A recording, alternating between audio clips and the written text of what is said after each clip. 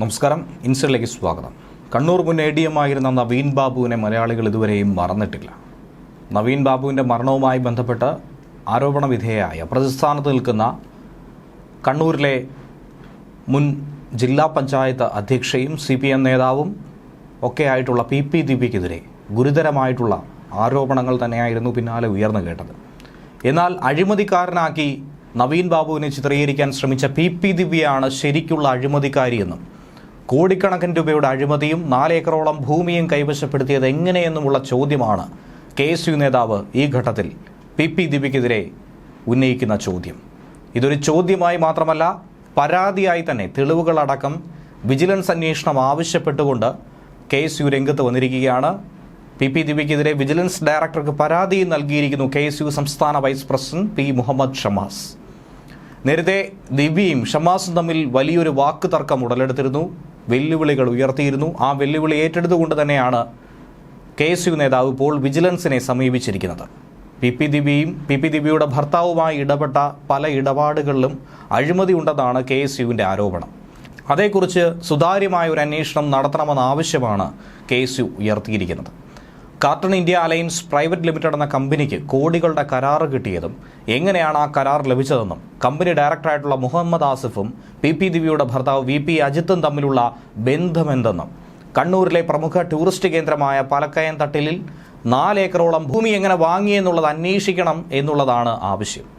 ദിവ്യ അഴിമതി നടത്തി ബിനാമി പേരിൽ ഭൂമി വാങ്ങിക്കൂട്ടിയെന്നും KSU സംസ്ഥാന വൈസ് പ്രസിഡന്റ് അഭിപ്രായപ്പെടുകയാണ് ചെയ്തിരിക്കുന്നത്. വാർത്താസമ്മേളനത്തിലൂടെയാണ് ഇക്കാര്യങ്ങളൊക്കെ തന്നെ വെളിപ്പെടുത്തിയിരിക്കുന്നത്. ദിവ്യ ജില്ലാ പഞ്ചായത്ത് പ്രസിഡന്റ് ആയിരിക്കെ നടത്തിയിരിക്കുന്ന പല ഇടപാടുകളും സംശയാസ്പദമാണ്. അതേക്കുറിച്ചൊക്കെ തന്നെ അന്വേഷിക്കണമെന്നാണ് ഷമാസിന്റെ ആവശ്യം. PP ദിവ്യ പെരുങ്കള്ളിയാണെന്ന് ആരോപിച്ചുകൊണ്ട് മുഹമ്മദ് ഷമാസ് നേരത്തെ പുറത്തു വന്നിരുന്നു. അഴിമതി എന്ന് പറയുന്നത് മഞ്ഞുമലയുടെ ഒരറ്റം മാത്രമാണെന്നും ഷമാസ് എന്ന് സൂചന നൽകിയിരുന്നു. ഇനിയും നിരവധി കാര്യങ്ങൾ പുറത്തു വരേണ്ടതായിട്ടുണ്ട്. 1 മാസം മുൻപായിരുന്നു PP ദിവ്യയ്ക്കും ഭർത്താവിനുമെതിരെ ഈ ആരോപണം ഉന്നയിച്ചുകൊണ്ട് അദ്ദേഹം രംഗത്ത് വന്നത്. കണ്ണൂർ ജില്ലാ ആശുപത്രിക്ക് സമീപത്ത് ബിൽഡിംഗ് നിർമ്മിക്കാൻ 49 സെന്റ് സ്ഥലം 2,40,32,500 രൂപയ്ക്ക് വാങ്ങിയതിനു പിന്നിലും അഴിമതി ഉണ്ടെന്നാണ് മുഹമ്മദ് ഷമാസിന്റെ ആരോപണം. വിജിലൻസ് ഡയറക്ടർ യോഗേഷ് ഗുപ്തയെ നേരിട്ട് കണ്ട് തന്നെയാണ് ഇദ്ദേഹം ഈ പരാതി സമർപ്പിച്ചിരിക്കുന്നത്. കൃത്യമായ സമഗ്രമായ ഒരു അന്വേഷണം നടത്തണമെന്ന അഭ്യർത്ഥനയും നടത്തിയിട്ടുണ്ട്. ഭൂമി ഇടപാടുകളുടെയും മറ്റ് അഴിമതികളുടെയും രേഖകൾ സഹിതമാണ് ഈ പരാതി ഷമാസ് കൊടുത്തിരിക്കുന്നത്. സ്കൂളുകളിൽ കുടുംബശ്രീ കിയോസ്ക് നിർമ്മിച്ചതിലുൾപ്പെടെ പദ്ധതികളിൽ വ്യാപക അഴിമതി നടന്നു. ഇതൊക്കെ തന്നെ പുറത്തു വരേണ്ടതാണ്. ഇതിലൂടെ ശരിക്കും യഥാർത്ഥ അഴിമതിക്കാരി ആര് എന്നുള്ളത് പുറം ലോകത്തിന് മലയാളികൾക്ക് മനസ്സിലാകേണ്ടതാണ്. തനിക്കെതിരെ നിയമ നടപടി എടുക്കുമെന്ന് പറഞ്ഞ ദിവ്യ 1 മാസം കഴിഞ്ഞിരിക്കുന്നു. മിണ്ടാട്ടമൊന്നും തന്നെയില്ല. അതിലൂടെ തന്നെയാണ് ദിവ്യയുടെ മടിയിൽ കനമുള്ളത് കൊണ്ടാണ് ഇങ്ങനെ ഒരു ഭയമെന്നും മുഹമ്മദ് ഷമാസ് തന്നെ പറഞ്ഞു. 1 മാസം മുൻപ് PP ദിവ്യയ്ക്കും ഭർത്താവിനുമെതിരെ സമാന ആരോപണം ഷമാസ് ഉയർത്തിയിരുന്നു.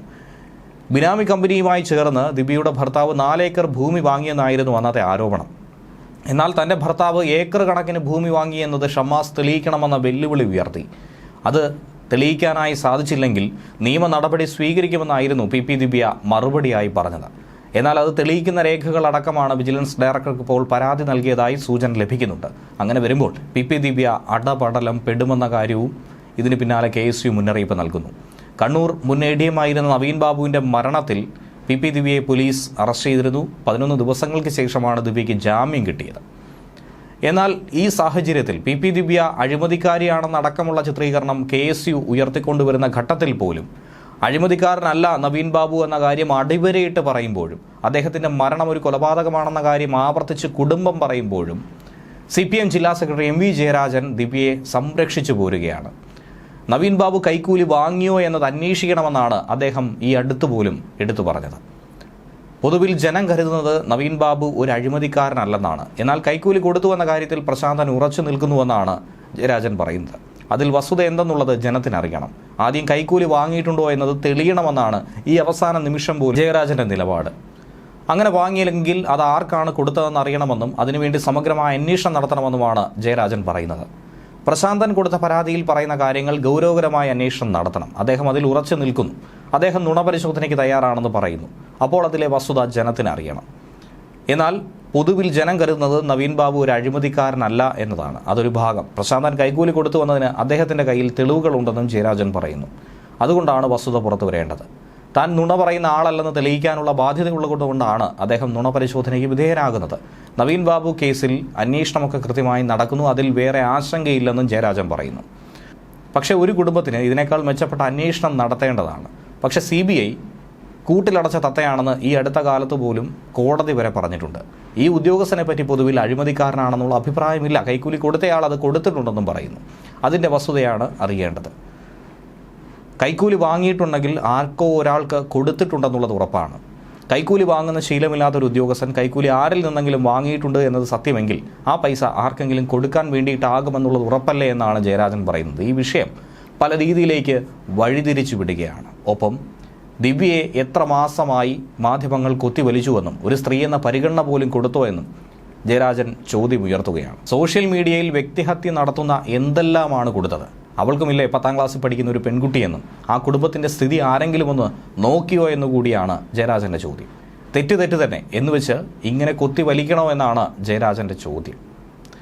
എന്നാൽ നവീൻ ബാബുവിനെതിരെ പരാതി ഒന്നും കിട്ടിയിട്ടില്ല എന്ന് റവന്യൂ വകുപ്പിൻ്റെ വിവരാവകാശ രേഖ അടക്കം പുറത്തു വന്നത് ജയരാജൻ കണ്ടിട്ടില്ല എന്ന് വേണം മനസ്സിലാക്കാൻ. നവീൻ ബാബു തസ്തികയിൽ ജോലി ചെയ്തിരുന്ന ഘട്ടത്തിൽ ഒരു പരാതിയും തന്നെ ലഭ്യമായിട്ടില്ല. നവീൻ ബാബു കൈക്കൂലിക്കാരനല്ല എന്ന് അടിവരയിട്ട് പറയുന്നു. കൈക്കൂലി വാങ്ങിയതിന് തെളിവുകളൊന്നും തന്നെയില്ല എന്ന് റവന്യൂ വകുപ്പിൻ്റെ അന്വേഷണ റിപ്പോർട്ട് മുഖ്യമന്ത്രിക്ക് നേരത്തെ കൈമാറിയതാണ്. ലാൻഡ് റവന്യൂ ജോയിന്റ് കമ്മീഷണർ ഗീതയുടെ റിപ്പോർട്ടാണ് മന്ത്രി കെ രാജൻ മുഖ്യമന്ത്രിക്ക് കൈമാറിയത് പോലും. നവീൻ ബാബു കൈക്കൂലി വാങ്ങിയെന്ന ആരോപണത്തിന് ഒരു തെളിവുമില്ലെന്നാണ് റിപ്പോർട്ടിലടക്കം ചൂണ്ടിക്കാണിക്കുന്നത്. ഇതൊക്കെ തന്നെ കണ്ടിട്ടും ഇതൊന്നും കണ്ടില്ല എന്ന് നടിച്ചുകൊണ്ടാണ് CPM നേതാക്കൾ ഇപ്പോഴും ദിവ്യയെ സംരക്ഷിച്ച് പൊതിഞ്ഞു പിടിച്ച് മുന്നോട്ട് പോകുന്നത്. എന്തായിരുന്നാലും ഇപ്പോൾ വിജിലൻസ് സംഘത്തിന് കിട്ടിയിരിക്കുന്ന പരാതിയുടെ മേൽ അന്വേഷണം ഉണ്ടാകുമെന്ന കാര്യം ഉറപ്പാണ്. എന്താകും എന്നുള്ളത് കണ്ടറിയാം. ന്യൂസ് ഡെസ്ക് മലയാളി വാർത്ത ഇൻസൈറ്റ്.